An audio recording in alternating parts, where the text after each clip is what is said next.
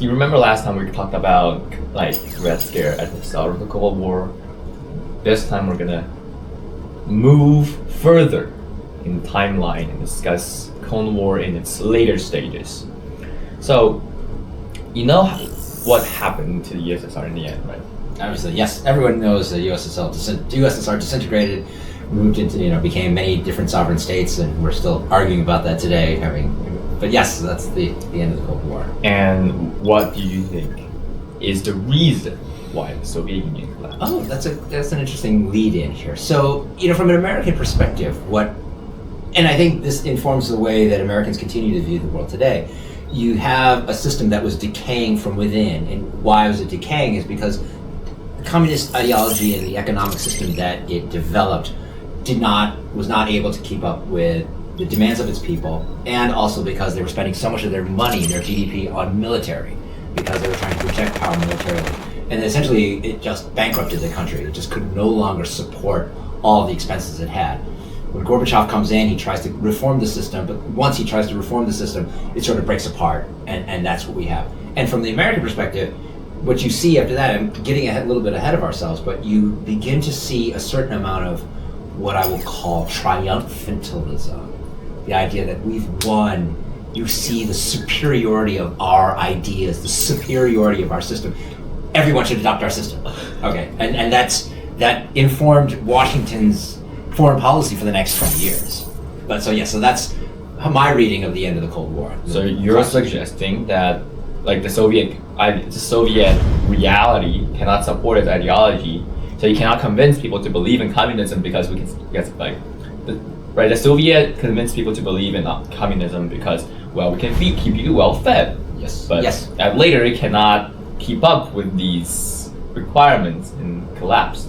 So you talked about military enforcement, talked about economic enforcement. So today we're going to talk about how the two great powers enforce, or should I say spread their ideology throughout the world with different methods. Mm-hmm. So have you ever played paintball game, or there's a party game called paintball game, right? You mean where you have a gun and you're shooting people? Or not exactly. So you see the normal paintball game is you use a gun to shoot other people, but there is a special kind called wall painting. Okay. So basically you're shooting at a specific area on the wall with two different colors, and you're trying to get the majority, the most part of that wall covered with your color. Understood. At the end of a given period of time. Gotcha. So that's kind of what the Soviet and Americans were doing. They're trying to paint the wall, which is the world back then, especially third world countries. Yes. We call that the proxy wars, right? Yes. With their colors, which is, American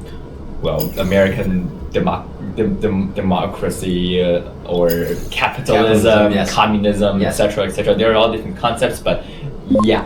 Mm-hmm. So there are various different types. There are various ammos to launch at the wall. Interesting. Can you take a guess of what those ammos were? Obviously, military is one. I know we talk about economic dominance or superiority. Culture, soft power is also part of it as well. And I think what you want to get onto, obviously, technology plays a role in that as well. That helps a country spread its colors to other parts of the wall. Yeah, you see, technology is a part of everything, you can say.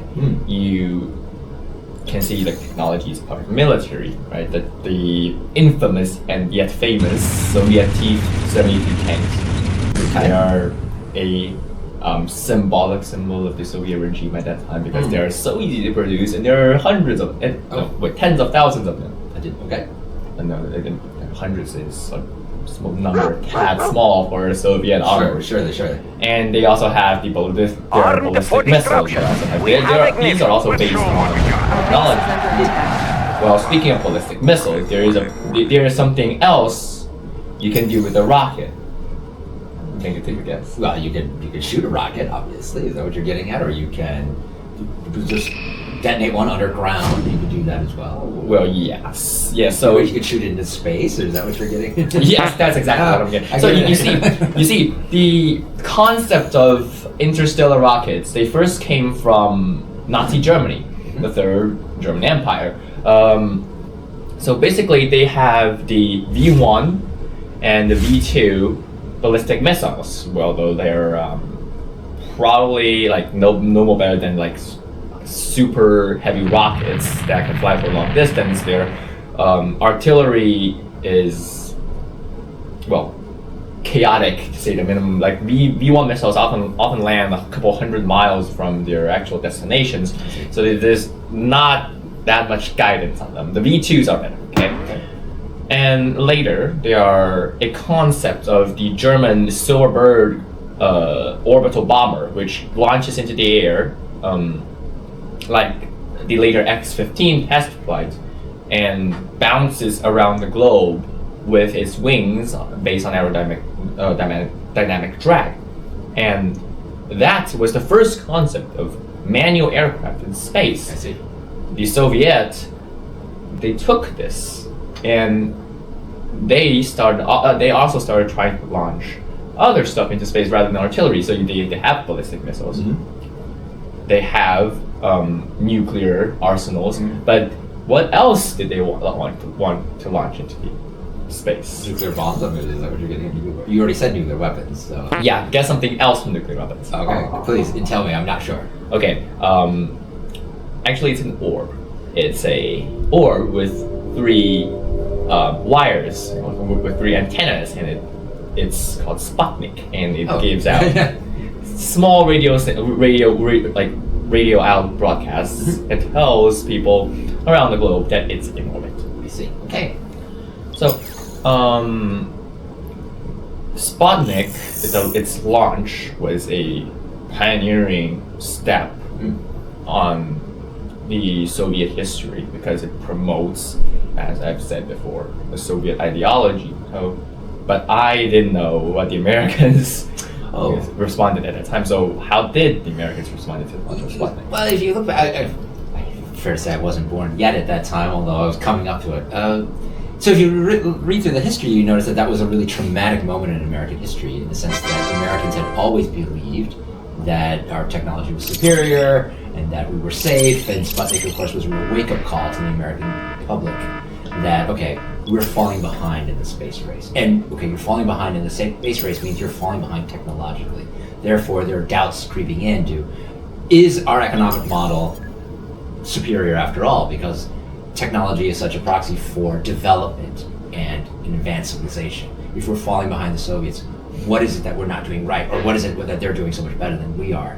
That they were able to do this and we weren't.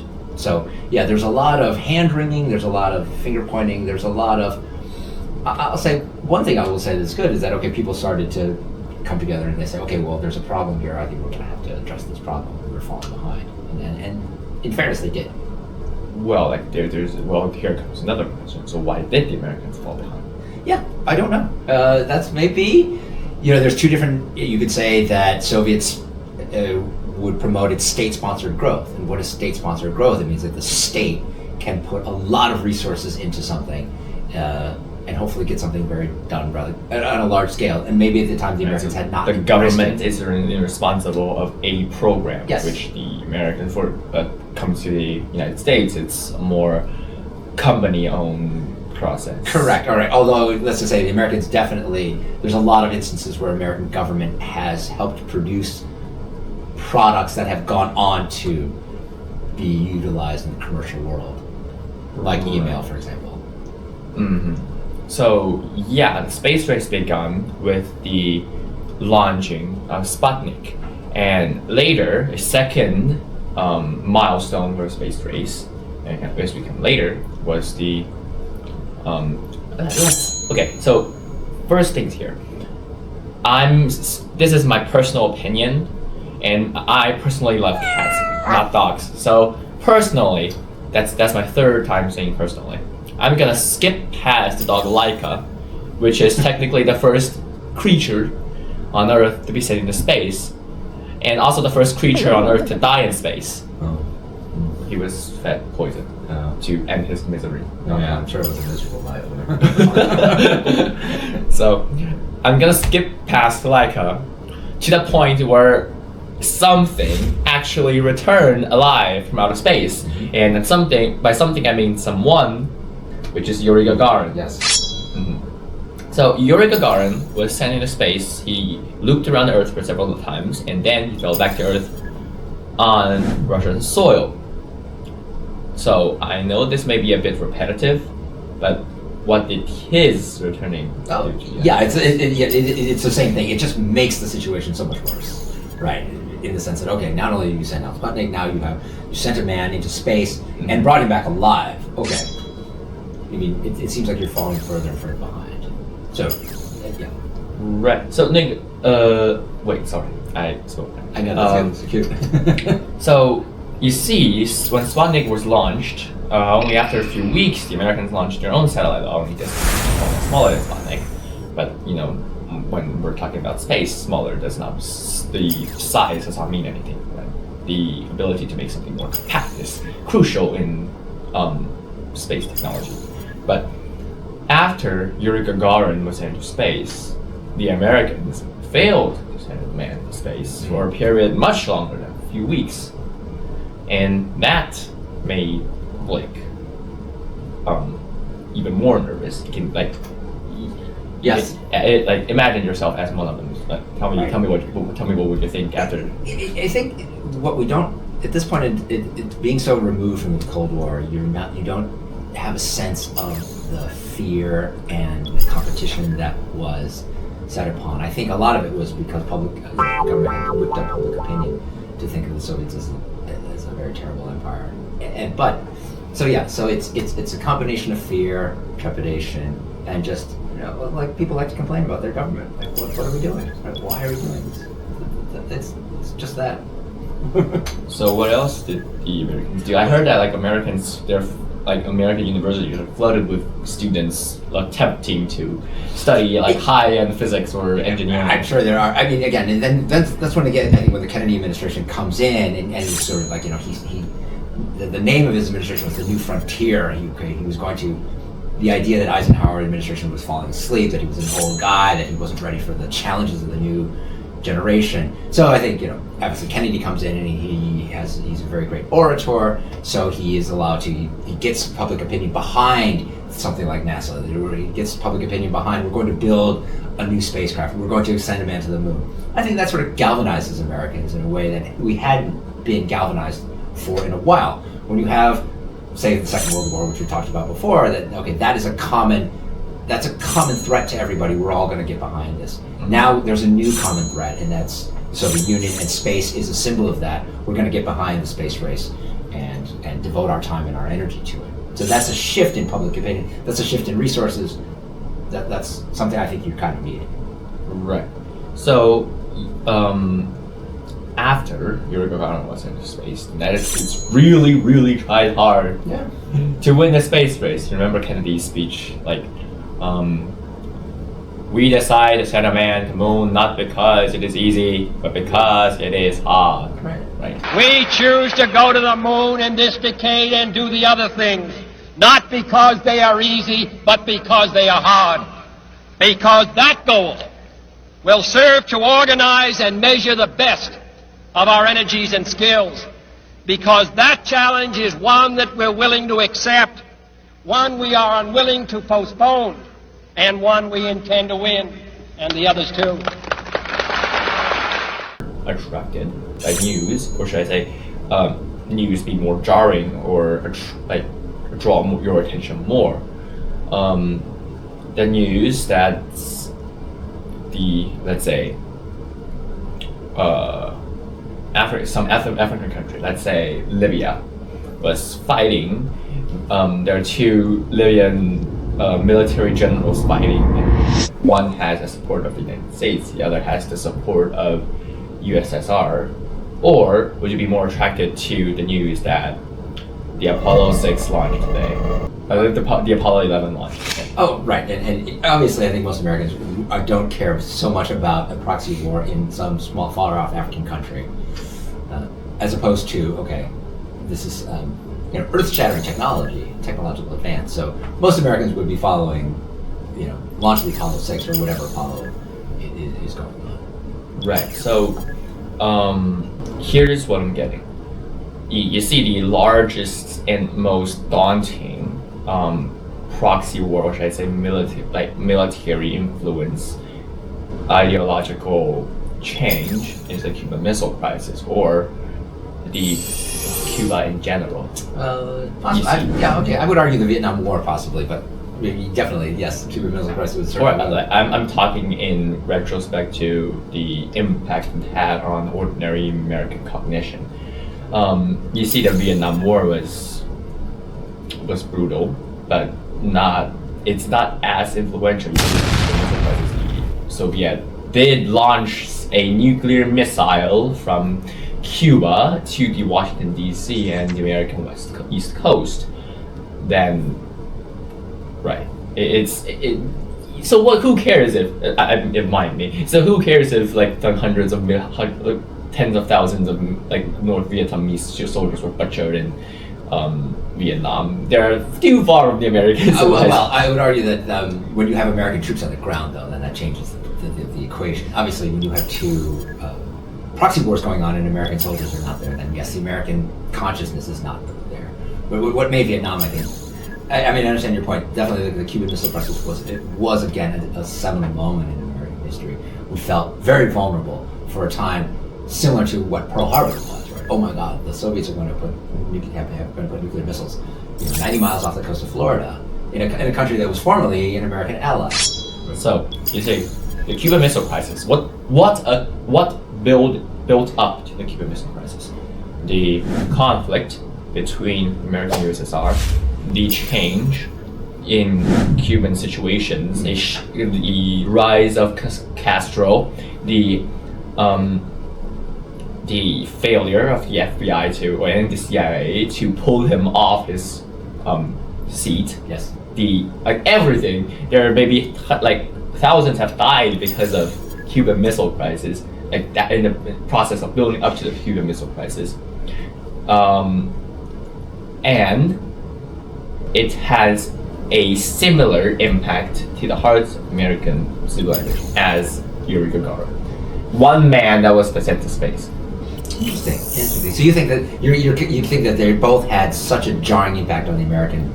It's possible, yeah. Yeah, from your words, I'm guessing that the Americans also felt that it was a space Pearl Harbor when Yuri Gagarin was sent to space. I would say this, and it's because you can tell by when you're studying history in the United States as a student what topic gets more news, what topic is covered more frequently in more depth, and it's actually the Cuban Missile Crisis actually, and I think it's partly because at that time when I was going to school, Cuba was still a communist country. It still is nominally, but it was being supported by the Soviet Union. It's no longer being supported by the Soviet Union. So we still considered Cuba a bit of a threat to us. It was like this communist country right across our borders. Whereas by the time I was in school, the space race had essentially has been over. Right? Now, you could say that, well, the United States got to the moon first, and that was the end of the space race. Many historians say otherwise. They say, no, actually, that's not the end of the space race. There's much more to be done, and in fact, the Soviets had a much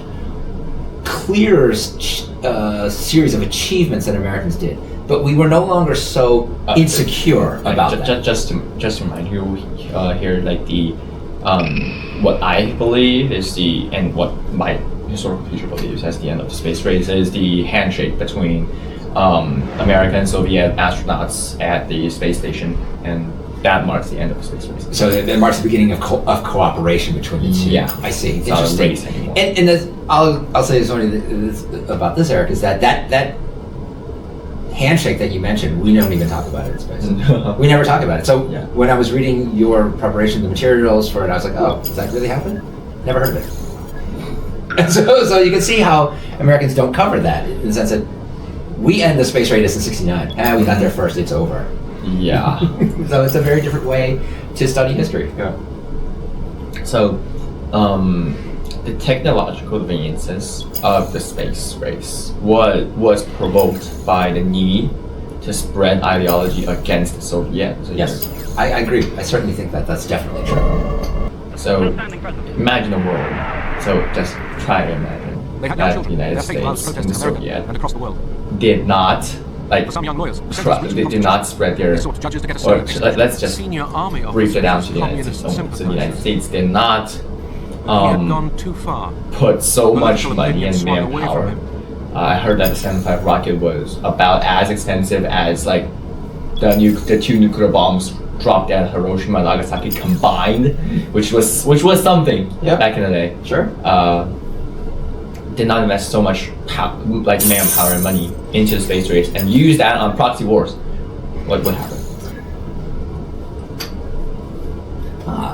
So now, if you'll forgive me, you're sounding a little bit like a lot of Americans now are saying, why are we wasting our money on these things, right? Yeah, you remember there's a like famous letter given to NASA by like a nun.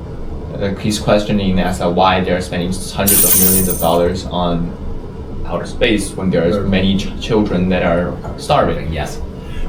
And so what would be the impact? And I guess you're kind of asking me what's my opinion on whether or not that money was well spent. Hard to say, but I'll say this. The space race pushed technology in a certain direction, and I think that's what we wanted.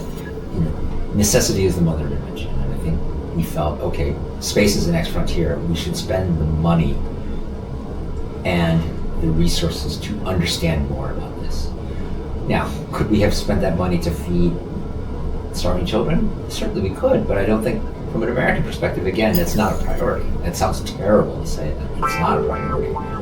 The idea is that if we feed you, you're just going to be, you don't have any way to support yourself, or we just keep feeding you, and that runs counter to what most Americans think should happen. So, I mean, even today we have starving people in the United States saying we have the money to feed them, but we don't. There's just no political will to do that. There is political will, however, to spend money on military items that are advanced. There is political will to spend money on space exploration. Well, that's starting to wane. So it's not necessarily the resources, it's what we're willing, what we value as a nation, that we're going to spend our resources on these things. And space, at that time, was a priority.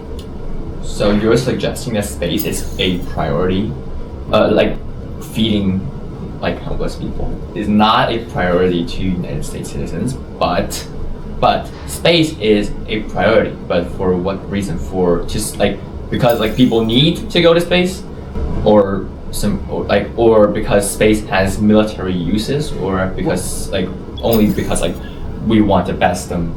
The like sole reason that we want to best them. A little bit of every of that. I think also this, the idea is that, okay, we're in this, there's technology that allows us to learn more about the universe, whether there's a military application, whether it's just to best the Soviet Union, we want to learn more about it.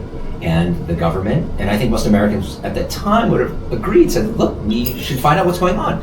If you look at all of there was recently the Webb telescope. I'm not an astronomer, but I understand that telescope is really fascinating, right? It's teaching us so much about our universe. Mm-hmm. And if we never took that step, we wouldn't have that knowledge.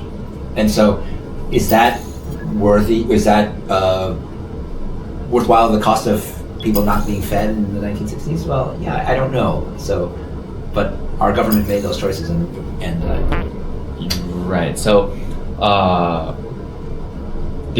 so we just discussed that the space race on whether it's worth it, from a microscopic scale, from a bottom-down United States normal citizen, everyday citizen. Yeah. Right. But now let's shift the perspective back to ideology changes. You see, there are many ways, as I've said, there are many ammos to paint the wall with. Yes. A technological way of prevailing, of ideological prevalence is one way, but there are proxy wars, there are economic barriers, etc., etc. So, would you think that the Americans would gain a higher advantage over the Soviet, or let's just because we know the Americans won the Cold War, right? Would the Soviets gain a better advantage over the United States if they didn't spend their money on sending Yuri Gagarin to space, and rather on well, their proxy wars. or on maintaining their economy. Yeah. My feeling is probably not, in the sense that I don't believe that the Soviet economic system as it was set up, with 5-year plans, with government controlling commanding heights, was efficient enough. Eventually, and I think a lot of Americans saw this, eventually this was going to collapse under its own weight. And it did. So would saving hundreds of billions of dollars of not sending an astronaut into space have kept the Soviet Union afloat longer? Possibly, but I don't think, eventually I think this thing it was built on a bit of a house of cards. There's so many problems within the Soviet Union, not only economically, but there was a bit of, because of lack of freedom, the lack of political freedoms. Again, this is slightly off topic, but you have a bit of a brain drain. And by that I mean a lot of really brilliant Soviet engineers and academics, they didn't want to stay in the Soviet Union. And that's another reason that benefits the United States. So, back to talking about like ideological problems, so we just discussed reality problems. So the third question goes up to another scale. Like, what would the people of the world see socialism, communism, etc., if the Soviet did not start? The space race wasn't started by the Soviet Union on a broad spectrum, but let's just say that it wasn't started by the Soviet Union did start a space race and put its money on other matters such as maintaining its economy better. Would these people of the world believe in communist theories more or less? I doubt it would have, and I think here's why. And again, this might be it's a biased opinion, but this, in addition to being, we're here to hear biased opinions. Yeah, I guess we're all having about. People want to buy material goods. That's what they want. People want to have enough political freedom to not be told what to do. And the Soviet Union system failed on both accounts. Right? And so eventually people don't want to live under a system like that. It's like, I can't get the goods that I want. Like, if I go to America, I have better goods, and I can't say the things that I want to say, even not being revolutionary, but even a lot of the most basic freedoms of speech and through the press. People get tired of that. And so that, I think, was a real downfall of the Soviet Union. And countries have learned from that. So there are certain countries that have sort of reformed, but have reformed and made it not so oppressive. I don't think the Soviet model, as it were, was going to survive long term, except under force of arms. Okay, so, right, what about force of arms? If the Soviet actually did use their power to build 100,000 more tanks, but that's again, it's not just the tanks. It's you have to have people willing to pull the trigger on people who are wanting a little bit more, which the Soviet Union was happy to do in Hungary in 1956, in Czechoslovakia in 1968, in East Germany. They were willing to do that to maintain their own power. And, well, okay, that can last for a while. How long can it last, though? Eventually, you need to get people's buy-in. So exactly. So, for me, the oppression of arms is never something that can maintain longevity. Yes. I'm using the word longevity here because, a longevity for a country is not for a particular person. Right. Yes. Right. So technically, for something to be done, you need everyone, or at least the majority of the citizens, to believe that it is important to let them believe that are willing to sacrifice, contribute something for that cause, or else it's just it's just impossible. It's not. At least, like, if communism would talk about anything, that's exactly what it tells. It tells the power of the people is infinite, and it is. There is a two-edged sword, and is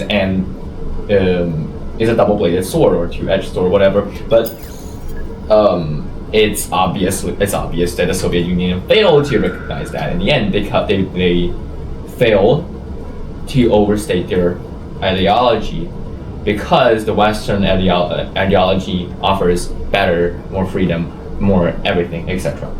Right? Because they've won the space race. Well, I think it's beyond the space race. I think that's at a more personal level. I think that's probably true. That what you say is that the Western model, for all of its faults, for all of its inherent in fairness is a preferred model. If you ask most people, would you rather live under a capitalist representative democracy or under a command system, a controlled economy? I think most people would vote for a capitalist system, knowing what they know.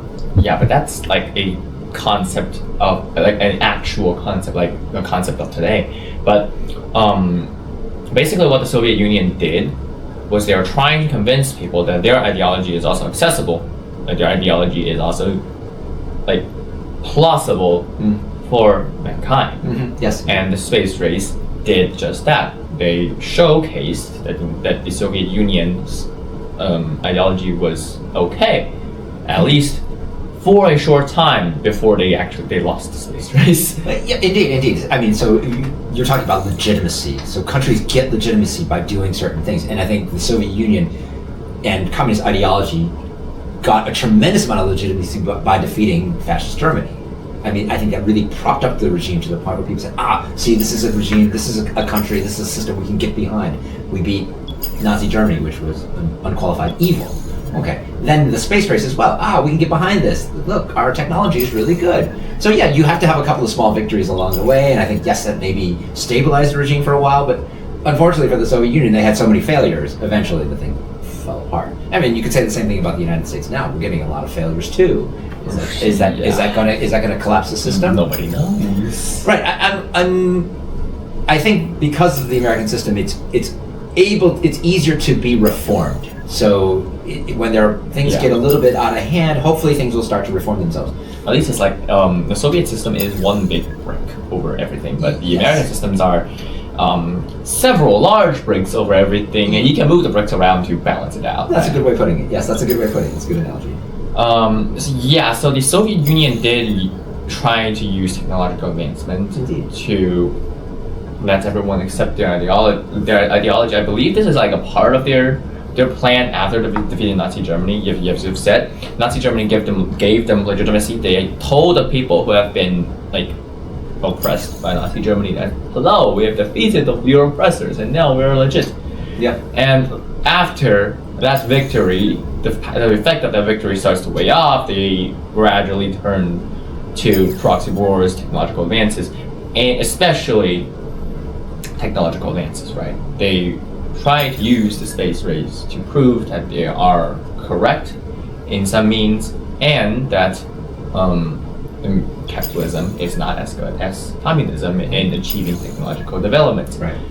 And I believe a part of why America and the Soviet both choose this route was that technology is closer to everyday life. Like, quick quiz. List 5 objects in your life that have been spun off from space technology. From space technology? Well, let's see. Or you can just randomly choose any, and you can randomly choose something. Okay, so you want to quiz me, or you want me to, I mean, I guess you're getting some like, let's say the internet, for example. Right, does that come from space technology? I don't know. That comes from military technology, Yeah, not right. exactly. So Okay. something else. Okay. Let's see. I don't use much technology, or at least I don't think I use that much technology. Well, it's not technically need to be a technological product. It can be well, like computer mouse. Okay. That comes from space technology. Okay. It can be dried foods, like freeze-dried foods. That comes from technology, like space technology. Yeah, they're terrible, by the way. Have you ever had it? It's I've like had that. it. Like technically, I like it without water. Like you're just you just eat it eat it dry, and that tastes better. If you add water to it, it becomes like crap. Yeah, it's mush. Yes. You'd better eat anything that turns to mush dry. It's just way better that way. Yeah. Actually, you can just, to avoid the sight of that mush, you can eat off a piece and put water in your mouth and then eat off another piece. Together. But yeah, that also comes from space technology. Actually, you've actually mentioned something that kind of got me. So I'm sorry to change it just a little bit. From your perspective, though, do you think ideology is that important? Because it sounds like what you might be suggesting is that technology, the advancement of technology, the way that it either provides conveniences to its citizens or pride in a nation's achievements, do you think that that's more important than ideology? So you say, for example, we have a third... But that is ideology. Like, if ideology doesn't have anyone to believe in it, it's not ideology. It's just a random bunch of words put together because nobody believes in it. Ideology is ideology because people believe in it. No, what I'm getting at is, say, for example, hypothetically, we have 3 countries, and one of them, we're just, say they're empires, okay? So there's no ideology in the sense. They're just kingdoms, okay? They're run by a king. But one of them is more technologically advanced than the other. Is that going to provide more stability for that nation because it's perceived as being more powerful, more necessarily advanced? Not. No. Okay. Not necessarily because so advanced technology can happen in multiple ways. There are aspects, hundreds of aspects in technology that can be advanced. So you can say you're advanced in military technology, but how does it benefit the people of that kingdom? If that kingdom was the technologically advanced kingdom develops the technology by high taxes and heavy oppression, even if it has very advanced technology to arm its armies, I don't think the people would support that kingdom as much as the other two, the people in the other two. So here's one thing, but however, if you put technology to build, infrastructure, to build schools, houses, homes, to build public transportation systems, to build like all of these stuff for the people, then the people can get a taste of what that advanced technology would look like, and they would support you more. And there's another way. So if you say the other kingdom is trying to perform some technological advance, like to achieve something, you can use your advanced technology to achieve that goal faster. And then you can say, yes, we have won over the other country. And then your citizens will become prouder, and they'll support you more, possibly. The latter is how the space race works. Yeah. Worked, at least in my opinion, right? I think you're right, because the space race, as it were, I think the impact of that at the time on the everyday life of citizens was probably negligible. Right? Nobody really knew. I mean, other than being a little bit aware of what's going on in the news, it didn't have a really direct impact on people's daily lives. Right? But I think people felt proud that their nation had achieved something. They felt secure that their nation had achieved something. So remember, like the last 2 ways I talked about you, the one about building infrastructure and the other one about like winning over the other country. Space race is actually, for me, in my own understanding, a combination of the two. So you see the space race. People like during the space race, America won over the Soviet Union in terms of technological advancement. But after the space race ended in 1969 by your standards, right? This process actually happened as the space race was going on. So spin-off technology from the space race, as I've said, the freeze-dried foods, mouse, like these products. Oh, by the way, that freeze-dried food was designed to be ate for one small piece and then add water in the astronaut's own mouth. So probably you should follow what it was designed to be, rather than put it in a bowl and dump water into and create a mush. Okay. So, back to topic. Okay. So after the space race is over, similar technology from the space race improved ordinary lives in the United States. It gives a motive for scientists to invent lots of stuff that they might not have invented, right? If not for the space race, right? So I would say it's a combination of size 2 and size 3. Gotcha. I agree. Okay, I think you're on something there. That's true. So, I mean, we can see that there are currently a lot of national competitions going on for advanced technologies today, and you can see how that's playing out between countries. Yeah, so this sort of competition is visible in all aspects. So you see like on the Olympic Games, countries would nation would like calculate how much medals your nation got, and they'll compete with each other, right? And China would say, we got 6 more medals, gold medals over the United States, even though it has less gold medals in the United States. I think that's funny. I think is absurd. I know it's absurd, but like people, ordinary citizens get behind it. Surely they get behind it. They would feel elated if their country, which has nothing to do with them. Exactly, that's true. Like, who cares if my country wins 60 medals in the Olympic Games? That's nothing to do with my ordinary life. Exactly. But they will feel elated and proud over this. Yes, I know. It comes back to the whole issue of nationalism, right? But the space race is something more than that. So Route 3, that's the winning medals and winning over other countries. Yes. That's Route 3, right? Yes. Not only does it provide Route 3, it only provides Route 2, which is something over like all the other national contests we're seeing today. Okay, so you're saying Route 2, though, of course, is technological advances that piggyback off advances done in the space race. Those take time to develop, though, right? And I'm not sure the average American makes the connection. I didn't make the connection for a lot of them as well, right? So I don't know. So that's why a lot of people will say, why didn't we spend that money, right? Oh, we could have, Because like if we where would you spend the money? That's the problem. That's a good question. Where would you spend the money? Would you spend it on inventing new products, but you don't have a specific goal what we're going to invent the product for. Right. So that's just how the space race worked. It developed technology and provides a goal for that technology to grow on, and then that technology can be further used on improving people's lives. Yeah. That's how it works. Yep.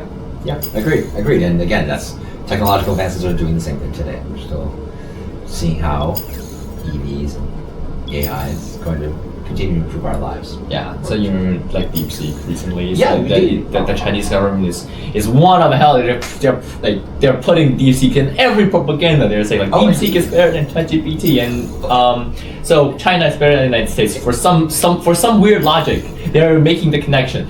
DeepSeek is better than ChatGPT, but like for me, that's untrue. It's not worse. It's not better. Oh, interesting. I don't use it, but I don't use either. But you hit the nail right on the head. Yeah. You can see that in the reaction of the United States, of course, was, oh my God, what is this thing?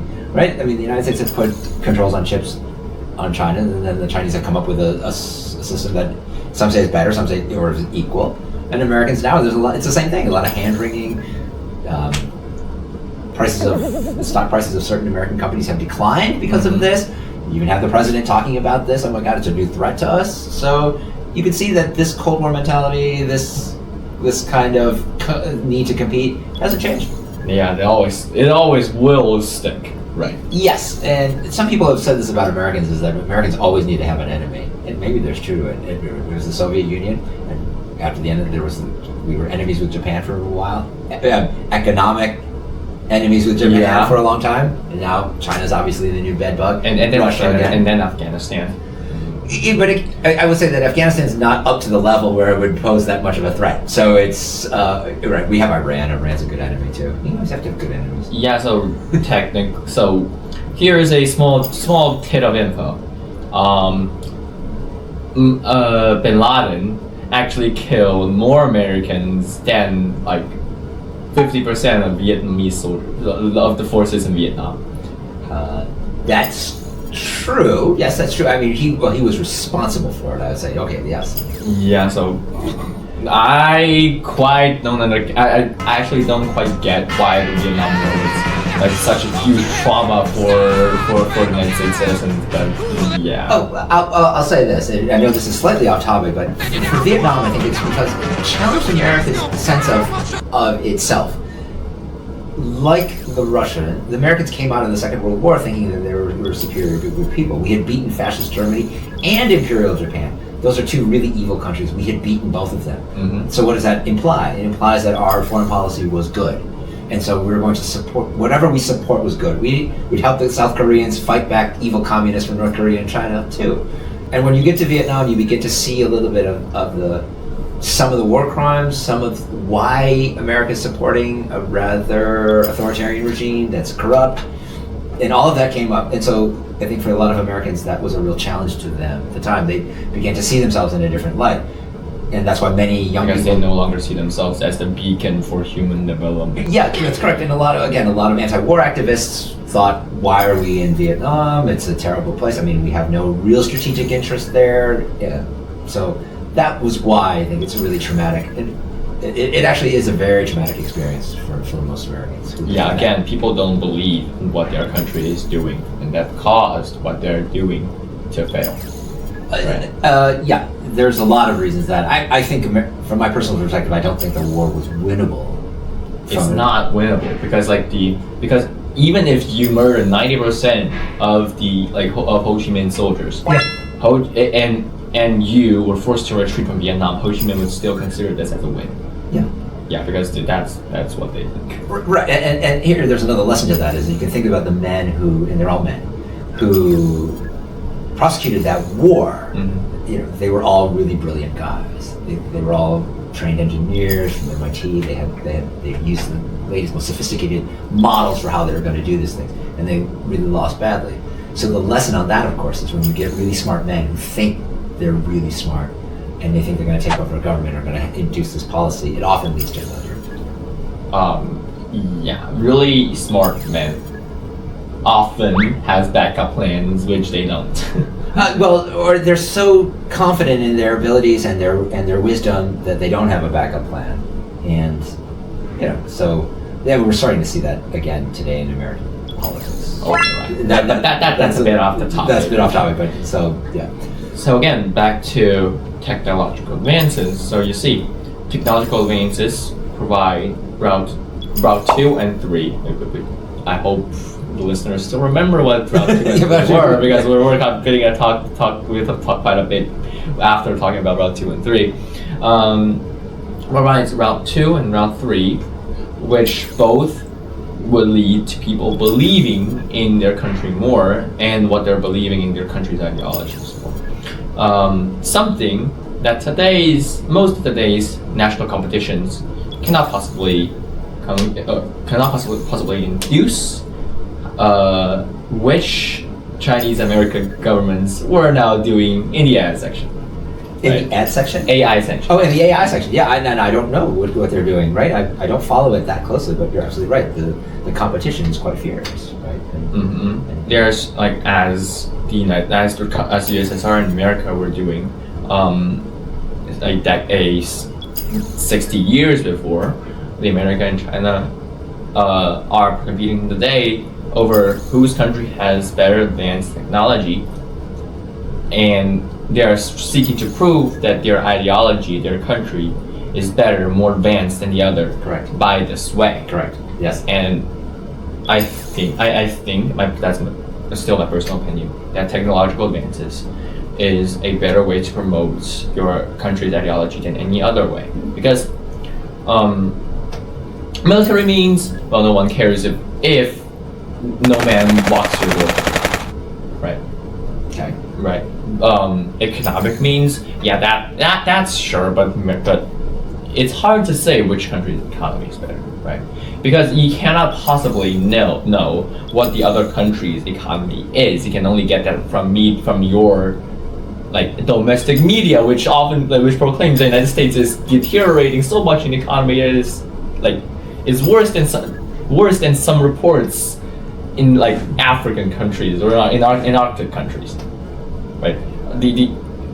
Also the Chinese propaganda proposed that American citizens were dying, tens of thousands of American citizens were dying due to the COVID pandemic back in the day. Oh, it's about 1 million died. A million Americans, but not tens of millions, right? It's not that abstract. The number that's tossed around a little bit is 1 million. I mean, even the American government admits it's 1 million. But the idea, of course, is that our system allows that to happen, and we're not running from that. We said, look, we're not going to lock down, although we did. We're not gonna. But we did. Yeah. I understand your point. Yes, and I think you're probably right that technological advances is an excellent way to promote nationalism and pride in your country, and therefore it promotes ideology. Yeah, because two things. First, route 2 and route 3. Second, I'm just thought of this. It's more visible. You've sent a man to the moon, it's impossible to cover up that, even in the other country that you're against, right? You can send a man to the moon, and the other country cannot say no. They didn't. They cannot keep this news from their citizens. Right? It's impossible, and keeping this news only make them seem more uncomfortable. Uncomfortable. Yeah, okay, I got you. But then I have a question for you. This one though, Eric. We've sort of framed our question in a little bit of a binary way, in the sense there's only two. There's the Americans and the Russians, and now there's the Americans and the Chinese. But what about somebody like, say, India, Brazil, France, Germany? If they come up with a great new invention, is that also ideological? It's going to boost their ideology, or it's just going to boost the government, as it were? What do you think? I think it's going to boost primarily the government and then the ideology. So if you're like, let's say France came up with something really powerful, really brilliant, really powerful. Let's say France came up with a way to like turn food out of the air. Okay. Convert food out of the air. Sure. Right? Okay. Okay, so that brings fame, that brings confidence to the French government. Yeah. Primarily, but also brings confidence to capitalist countries, all capitalist countries that are associated with France. Political structure allows this to happen. Meanwhile, the political systems, socialism, communism, they didn't allow their country to invent how to pull food out of the air. I see. Right, and that's what caused people to like, even though we know that this has nothing to do with like ideology, perhaps like a scientist suddenly had a brilliant idea and he turned this into reality all by himself. It has nothing to, even if we know it has nothing to do with ideology, it would still convert to a rise and fall in the ideological world. Well, that's probably true. I'm thinking of something when Japan was a technological powerhouse back in the 80s, and they came up with the Betamax, which you probably don't know what it is, and the Walkman, the Sony Walkman. Now these are consumer products. Nobody ever seen a Sony Walkman before. You could put a tape in, most Americans didn't feel comfortable with that. It's not like we said, oh my God, this is a victory for capitalism. We were like, oh my God, these Japanese are getting ahead of us.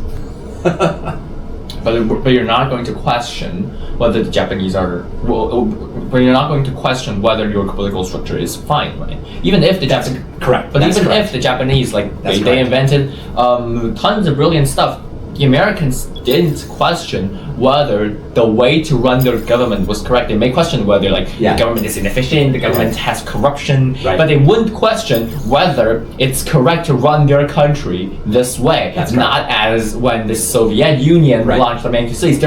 When they've launched Yuri Gagarin into space, many people in Europe were actually questioning whether it's okay to run their country in capitalist way, because they're thinking, oh, communist countries launched a man into space, while capitalist countries didn't. So should we run our country in a more communist way?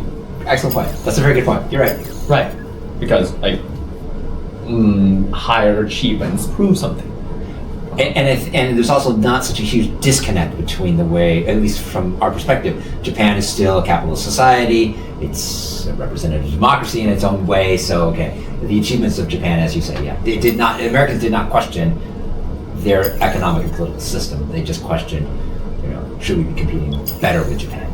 That's right. Yeah. So technically, I'm using the word technically, the technological advance would promote prevalence in ideology better than most other methods, given the same time and the same resources. Yeah, right? That's true. That's a really good point. And I had never actually really thought about this before, but actually, it's a very good connection. Yeah. So, you see the China and the Americas were competing over everything these days. Yeah, sure. And it is a competition over, yes, economic model, because there are two very different economic models, I think. Yeah. Americans tend to think of China as state-sponsored growth, and to some extent that's true. Mm-hmm. But China's economy is very diverse, and if you're a public company, if you're just a private company and you're not producing good products, you're not going to survive regardless of how much government backing you have. So actually, there are companies in China that do. There's national bank going this way. That do have national banking. Yes, of course. But I think if you're not, No, they are the government. Okay, yes, they are a part of the government, and no matter how much money they lose, they still are a part of the government. Yes. The government is not going to let that close down because like closing them down has no meaning because it's a part of the government, and it has a certain responsibility. It has certain responsibilities. If you close down that section of the government, you just don't need the only thing you can do is open a new one to look over its responsibilities, and essentially it has like no difference between not closing it. I see. Interesting. Well, in that case, then, where do you see? Let's look ahead let's read the tea leaves a little bit. Let's look forward 10 or 15 years. What are you seeing? Where is this competition going to lead us then? I'm not sure which side is going to win, though I favor the United States. However, I would sure say that the competition, rising necessity to develop technology in order to showcase that one country is better over the other, they may be time-consuming, may be money-consuming, may affect our daily lives negatively. But in the end, I think this will ultimately be a good thing, right? Just as the space race is ultimately a good thing for technological advances for the cyber age that we're now in. I believe that this competition will ultimately come up with good things, things that will develop our civilization, our society, our daily lives eventually, and I'm confident that our future will be good due to this competition. Excellent. Well, that's good that you're ending it on a positive note. I think a lot of people are again, I use it, wringing their hands in the sense of saying, "Oh, we have to win." We meaning whatever nation I live in. Maybe that's the wrong question. The question should be, how can society benefit from advances in technology along the way? Right? Yes. Maybe we're thinking about this the wrong way. Sure.